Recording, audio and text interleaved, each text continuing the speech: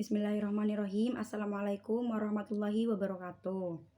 Di sini saya sebagai moderator ingin memimpin jalannya presentasi kelompok 6 pada mata kuliah pengantar metode riset dengan dosen pengampu Ibu Maheni Ikasari, Sarjana Ekonomi, Magister Manajemen, dengan materi resum bab 12 dan 13 yang beranggotakan kelompok yang pertama saya sendiri, Oktavia Fatimah Tuzaro dengan NIM 1910411039, dan yang kedua Ahmad Gozi dengan NIM 1910411041.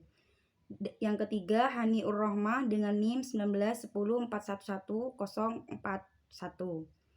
Dan yang keempat Dina Anggraini dengan NIM 1910411042. Dan yang kelima Riza Afkarina dengan NIM 1910411043. Dan yang keenam Rahmat Rian Ramadhani dengan NIM 1910411262. Selanjutnya penyampaian materi. Yang pertama adalah pengukuran. Pengukuran berarti mengumpulkan data dalam bentuk angka-angka. Untuk dapat menetapkan nomor ke atribut, objek kita membutuhkan skala.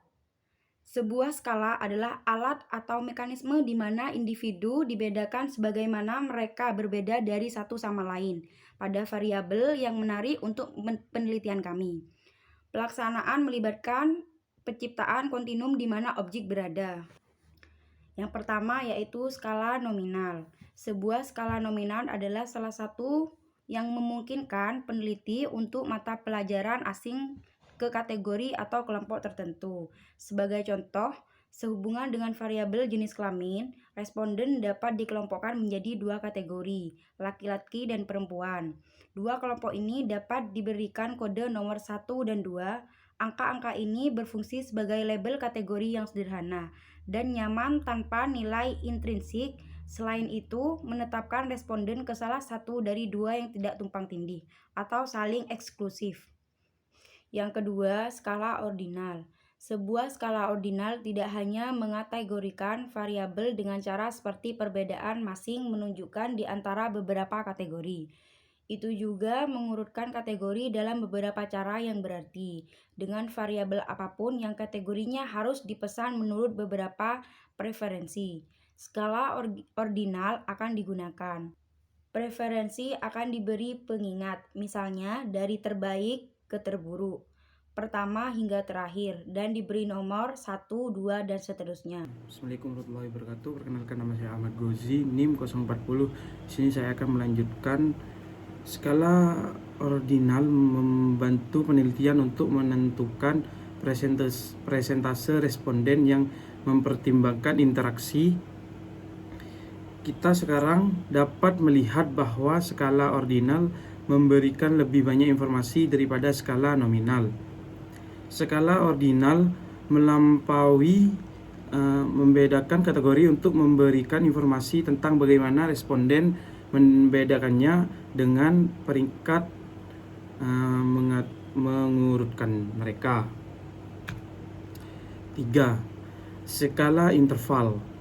Dalam skala interval atau skala interval yang sama, jarak yang sama secara numerik pada skala mewakili nilai yang sama dengan karakteristik yang diatur. Sedangkan skala nominal memungkinkan kita hanya untuk membedakan kelompok secara kualitatif berdasarkan kategori. Mengelompokkan ke dalam set yang saling eksekutif dan lengkap secara kolektif, dan skala ordinal untuk mengurutkan peringkat yang lebih disukai. Oleh karena itu, skala interval memungkinkan kita untuk membandingkan perbedaan antar objek. Selisih antar dua nilai pada skala identik dengan perbedaan antara dua nilai skala tetangga lainnya. 4. Skala rasio. Skala rasio mengatasi kelemahan titik asal arbiter dari skala interval karena memiliki absolut atau berlawanan dengan sembarang titik nol. yang merupakan titik pengukuran yang berarti. Dengan demikian, skala rasio tidak hanya mengukur besarnya perbedaan antara titik-titik pada skala, tetapi juga memanfaatkan proporsi dalam perbedaan ence. Ini adalah yang paling kuat dari 4 skala karena memiliki asal nol yang unik, bukan asal arbitrer, dan sub menjumlahkan semua properti dari 3 skala lainnya. Timbangan adalah contoh yang baik dari skala rasio. Ini memiliki mutlak dan tidak sewenang-wenang, nol, asalkan dikalibrasi di atasnya, yang memungkinkan kita untuk menghitung rasio bobot dunia individu. Skala Likert adalah cara yang umum digunakan untuk mengukur pendapat dan sikap. Apakah skala ini ordinal atau interval masih menjadi bahan perdebatan. Beberapa orang berpendapat bahwa skala Likert bersifat ordinal. Mereka dengan benar menunjukkan bahwa seorang tidak dapat berasumsi bahwa semua pasangan yang berdekatan. Berikut contohnya pengguna skala. Pertama yaitu penggunaan skala nominal. Skala nominal selalu digunakan memperoleh data pribadi seperti jenis kelamin atau departemen, di mana satu karya, di mana sekelompok individu atau objek adalah berguna. Penggunaan skala ordinal. Skala ordinal digunakan untuk menentukan peringkat preferensi atau penggunaan berbagai merek suatu produk atau individu dan bentuk mengurutkan individu, objek, atau peristiwa. Terima kasih. Selanjutnya yaitu penggunaan skala interval. Skala interval digunakan ketika tanggapan terhadap berbagai item yang mengukur variabel dapat disadap pada 5 poin atau 7 poin atau jumlah poin lainnya. Skala yang dapat di sana setelah dijumlah sebuah item. Yang selanjutnya yaitu penggunaan skala rasio. Skala rasio biasanya digunakan dalam penelitian bisnis ketika angka yang tepat pada faktor objektif atau sebagai lawan subjektif diperlukan. Yang selanjutnya yaitu tentang skala penilaian berikut sering digunakan dalam riset bisnis.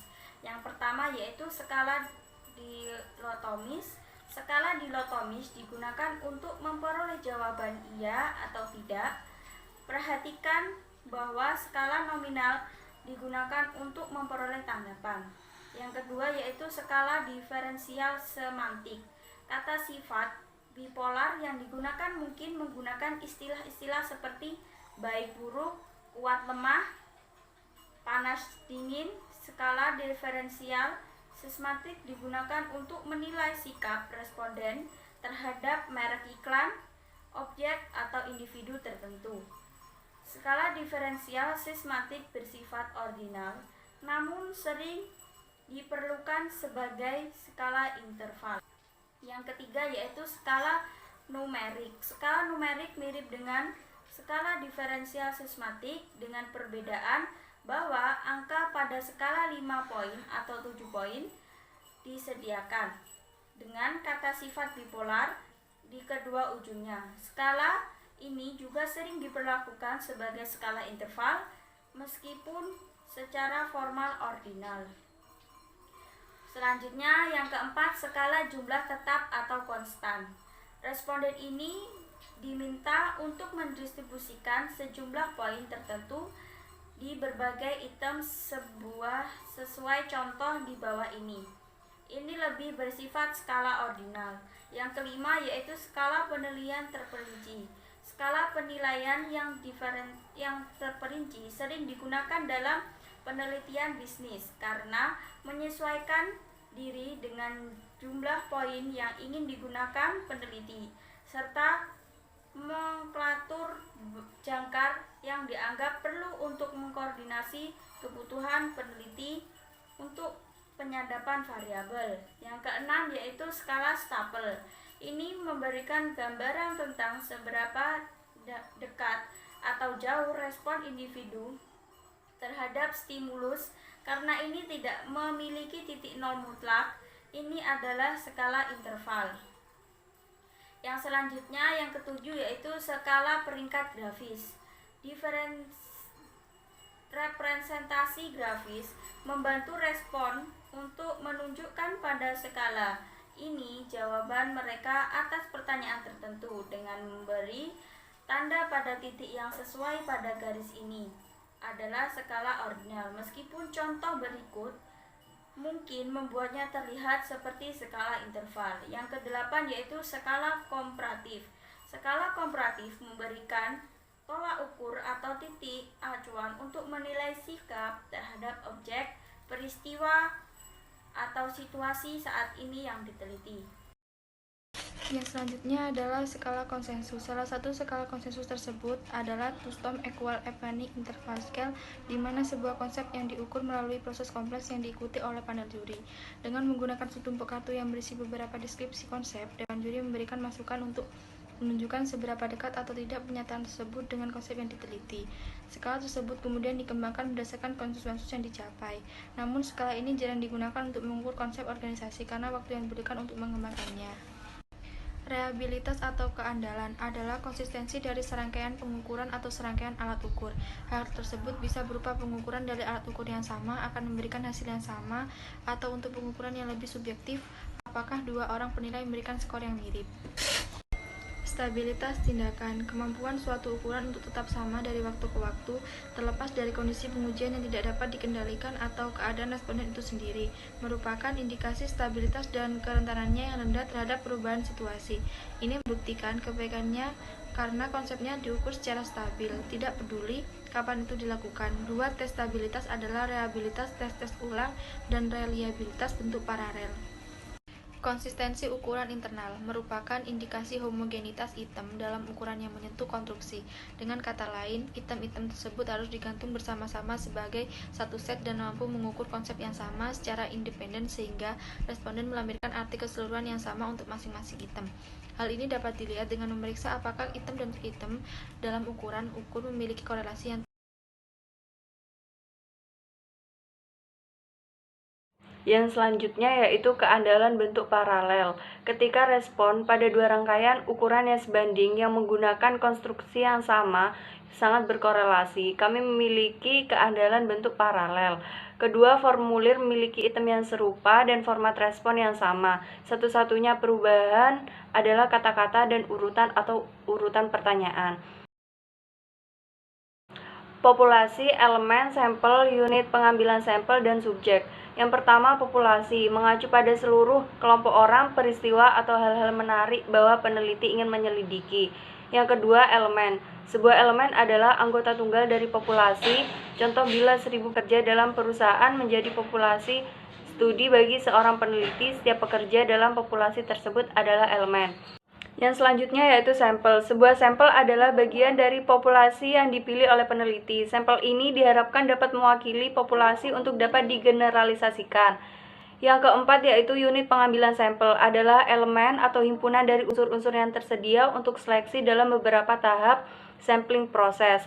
Contoh unit sampling dalam multi-stage, block city, rumah tangga, atau individu dalam rumah tangga. Yang kelima yaitu subjek. Sebuah subjek adalah anggota tunggal dari sampel, hanya sebagai elemen adalah anggota tunggal.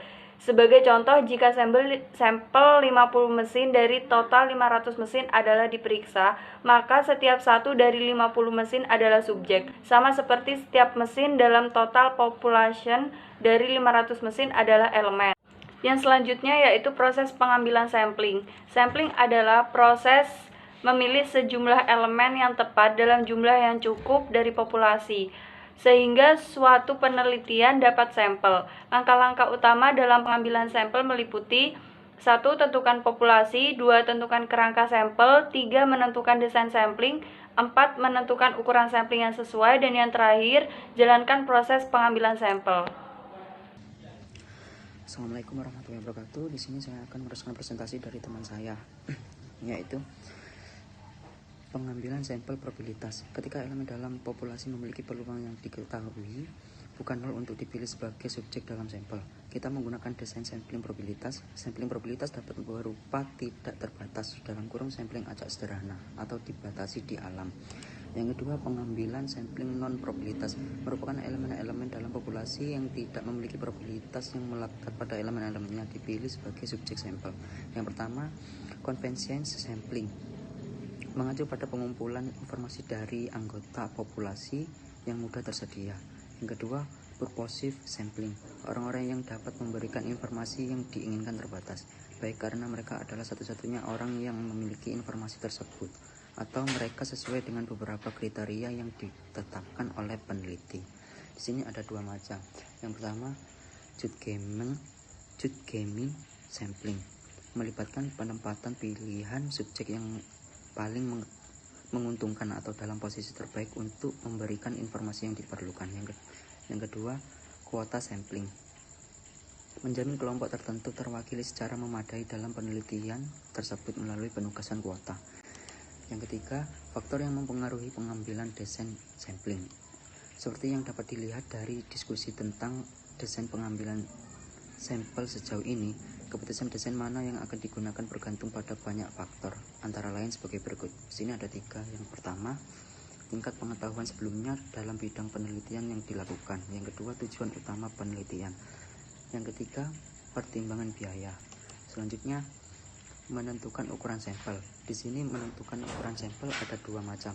Yang pertama, sampel yang dapat diandalkan dan valid, memiliki kemampuan untuk mengeneralisasikan temuan dari sampel untuk populasi yang diteliti. Yang kedua, statistik sampel harus menjadi taksir yang dapat diandalkan dan mencerminkan parameter populasi sedekat mungkin dalam margin kesalahan yang tipis.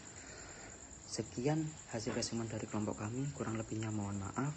Wassalamualaikum warahmatullahi wabarakatuh.